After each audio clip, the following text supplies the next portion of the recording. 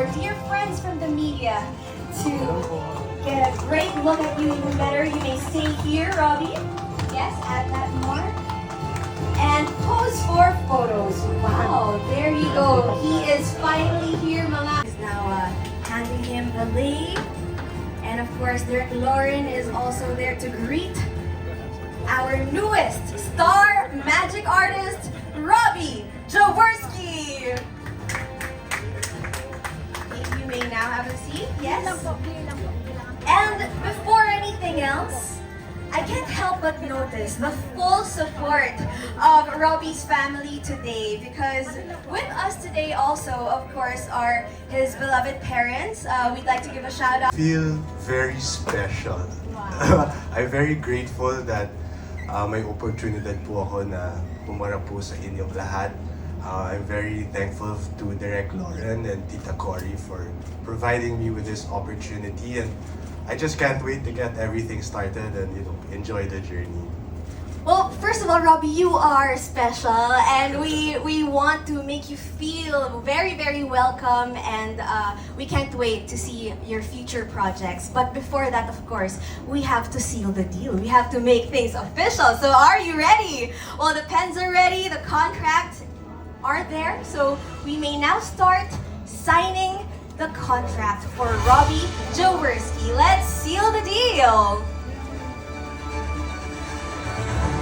This is it. Robbie's official welcome to the Star Magic family is now being sealed with our contract signing. As you can see, with him at the presidential table, we have Ms. Moncha Morales, Ms. Ernie Rodas, Tita Cory Vidanes, and of course, Derek Lauren Jolley, officially welcoming him to the Star Magic family. And there you have it. We have officially sealed the deal. Robbie Jaworski is officially a Kapamilya and a Star Magic artist. Congratulations. Yes, everyone is exchanging hugs and congratulations, because this has been a long time coming. We have been waiting for it. What is your message to Robbie? Magandang hapon po. Unang-una, I'd like to thank GR. Thank you for bringing Robbie to us.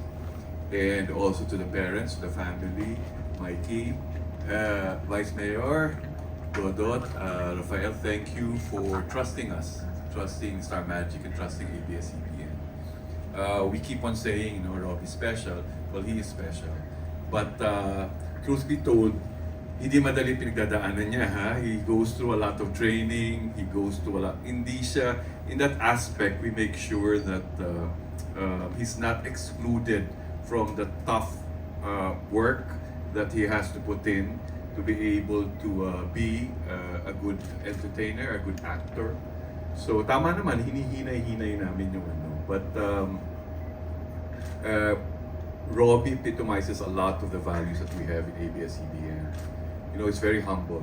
With all the occasions that we've been together, hindi ko siya naramdaman na may ere siya o mayaman siya. He's a very, very humble guy. That's why he connects with a lot of people easily. He's very professional. He's hardworking. Pag meron siyang fitness training, talagang diligently doing it twice a day, sending all what he eats. He attends his workshop, his acting workshop. He's going through a lot of workshops just so we make sure he's prepared as he enter show business. And so Robbie, on behalf of the management of Star Magic and ABS-CBN, we'd like to welcome you. We're very proud to have you as a kapamilya and a member of Star Magic. And now, I'll turn it over. Siyempre, our boss, Tita Cory, will have to say a message for Robbie.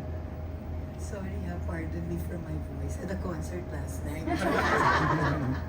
No, Robbie, I'd like to officially welcome you to the ABS-CBN family. Today, you are officially a Star Magic artist and our kapamilya. We're so proud, as your Lola GR said. Kinulit-kulit ko talaga, from your mom to GR, to your ninangs, to everybody who would allow us, diba, to manage your career and who would allow you to be part of ABS-CBN. So I'm very grateful to everybody in your family. Vice Mayor, Mikey. Mikey was nervous. I said, Mikey, are you the one nervous? Tying down. She did not eat lunch, so she has to eat now. GR, thank you very much. I know it was tough for you. Our offer came at a time where it was not very easy for you. But you chose us. Thank you. Thank you for your trust. In the VTR, what struck me most was when you said, masipag at mapagmahal. Those are the values and the traits we look for in our artists. So I said, talagang bagay ka sa amin. Yeah, we will be your family. We will continue to take care of you. Your parents, please trust us. Thank you for the trust. Don't worry. We're stricter than both of you. And we will welcome your brother soon. So, hope you enjoy the journey. And I hope you're happy since you started training. And I saw you in Bini. You were so excited. That's the excitement that we look for in our artists, in our new artists. And we know that it will be your turn to give inspiration, happiness as we continue to serve the Philippines. Thank you. Thank you po, Tita. Thank you very much to Cory Vidanes for that heartwarming message. And personally, thank you po sa pagkulit dahil Robbie will be a blessing to many of our kapamilya. So, yes po. It's a dream fulfilled. Yeah. If he was talking about dream fulfillment, it's also a dream fulfilled. Thank you. Wow, this really is the start of very many exciting things ahead. Now, Robbie, after hearing all of those beautiful messages, talagang a lot of people are cheering you on dito sa iyong journey. What can you say? Do you have a message for our dear bosses who gave you, those beautiful messages, to your managers? What would you like to say? Throughout po this whole process of integrating myself in ABS, I have felt nothing but love. I haven't felt nothing but the values of pagiging isang pamilya.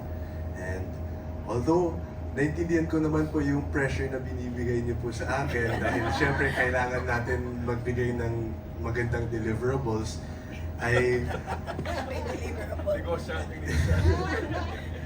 you know, I feel all the love, I feel all the support, and there's nothing more that I want to do than to connect with everyone, to give my best, and to make you all proud. So thank you so much for this opportunity. Sometimes it doesn't even feel like work. It feels like I'm creating a new family here. And I know we've only just started, but you guys have already touched my lives very much. So thank you very much. Filled with gratitude and humility, si Robbie. So, Robbie, yes, go ahead, Tita I'll just Cory. add, the love that you stand here with ABS-CBN is the same love that you will share with all the fans and all our audiences. And that's what makes us family. That's the plan po, Tita. Nagsisermon na ba ako? Ayun na nga po. Pero that's the good kind of pressure, di ba, that Robbie was talking about. But you also mentioned that you can't wait to connect with everyone. So let's give them beautiful photos to connect with. So may I ask everyone?